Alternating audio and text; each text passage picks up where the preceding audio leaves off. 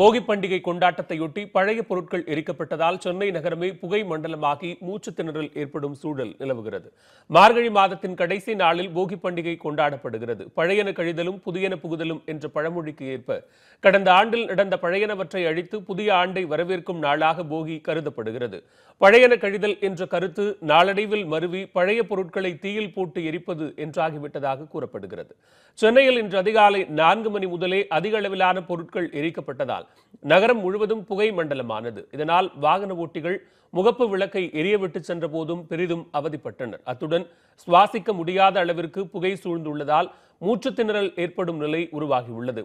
சென்னையில் வழக்கத்திற்கு மாறாக திருவல்லிக்கேணி, மயிலாப்பூர், கோட்டூர்புரம் உள்ளிட்ட 11 இடங்களில் மாசு அதிகரித்துள்ளதாகவும் 10 மணிக்கு மேல் புகை மூட்டம் விலகும் என்றும் மாசு கட்டுப்பாட்டு வாரிய அதிகாரிகள் தெரிவித்துள்ளனர்.